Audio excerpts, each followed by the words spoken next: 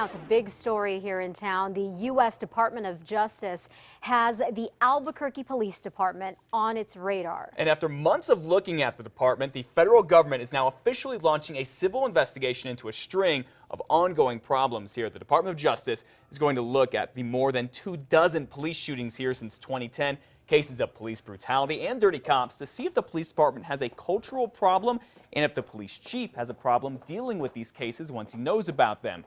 The mayor and the police chief have both tried to avoid this, but they say they'll give the government anything it needs now. We will make cooperation, professionalism, and collaboration the order of the day.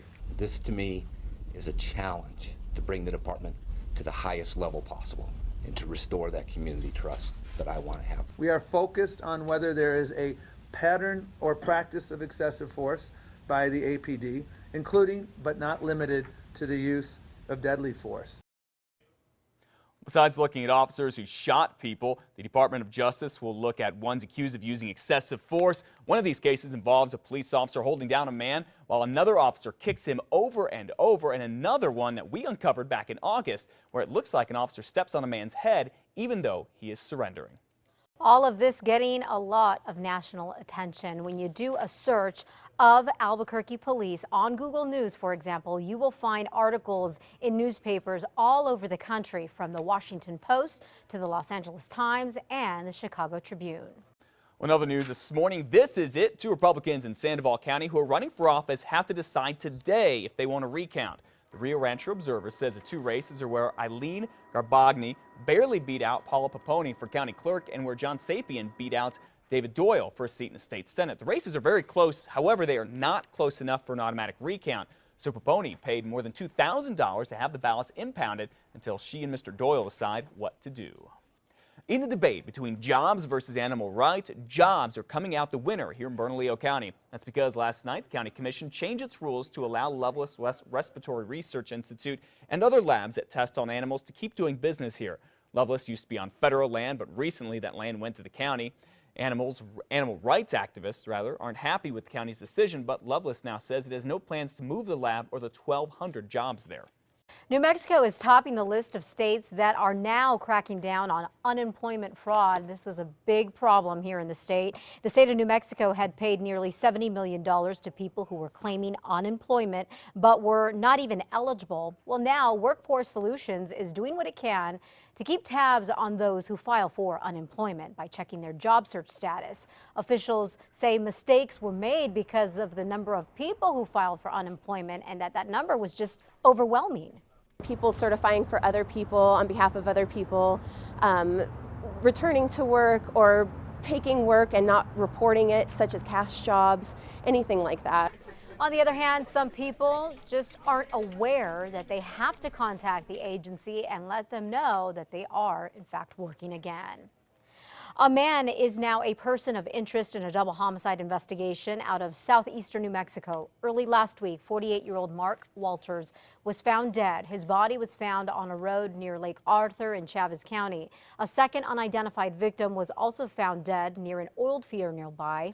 On Thursday, deputies were shot at while trying to serve a search warrant related to the murders at a home in Hobbs. They say these 2 men right here, Juan Uribe Vidal and James Gomez, were inside. Now, a deputy who was hit by a bullet survived. Authorities now say Juan Uribe Vidal is a person of interest in the Chaves County murders. Well, here is a bit of good news for you this morning. 2 dogs from Torrance County that could very well have been dog-napped are back at home this morning. The county sheriff says a woman saw a story about a lot of dogs getting stolen last week, realized she had 2 of the dogs and gave them back to their original owners this week. The sheriff won't say if that woman got the dogs from Deborah Swenerton right here, who's now charged with burglary and animal cruelty. Deputies say Swenerton could be behind dozens of dog nappings. An Albuquerque man accused of armed robbery is set to be in court this morning. Police say Julian de Herrera was among a group of men who robbed a 7-Eleven over the summer. The crime left a clerk inside the store dead. The group also helped rob a group of students who were outside the store. De Herrera's motion hearing is scheduled for this morning. 32-year-old Darrell Smith, seen here indicted on charges for killing his 19-year-old girlfriend and leaving her body on the sidewalk, will also be in court today. Smith has a plea hearing Police say the crime happened back in 2010. Smith also had some outstanding warrants at the time of his arrest. Sheriff's deputies now trying to find a man they say was drunk and high on cocaine when he threatened to kill his girlfriend in Santa Fe early yesterday morning. Deputies say Henry Gadvani here attacked the woman, then grabbed a rifle and told her he was going to kill her. She was able to get away and call for help. If you know where he is, deputies would like to hear from you. The New Mexico Gas Company has new rules in place to protect you should we experience a disastrous freeze. The Public Regulation Commission voted unanimously to require the gas company to improve its emergency response during severe weather. That includes having alternative fuels and better communications with public and city leaders. In February of 2011, you remember what happened? The National Guard had to be called out after 50,000 New Mexicans were cut off from natural gas supply during a record freeze. The crisis went on for an entire week.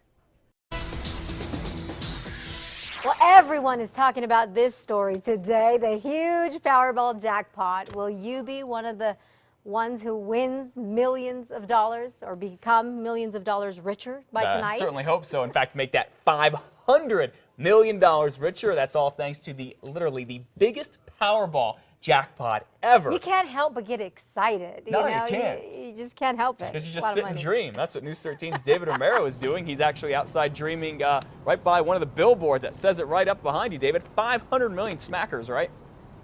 500 million, Matt. Altogether, there are about 9 ways to win that Powerball drawing for the big jackpot. Take a look at how big it's gotten. If you look over and up my shoulder right there, you can see $500 million. There's only one way to win the whole jackpot out of those 9 different ways, and it only takes 1 ticket to win. Now, some vendors are already getting ready for the long lines they anticipate later today. So far, they say that sales have been pretty steady, but obviously going up each time the jackpot jumps.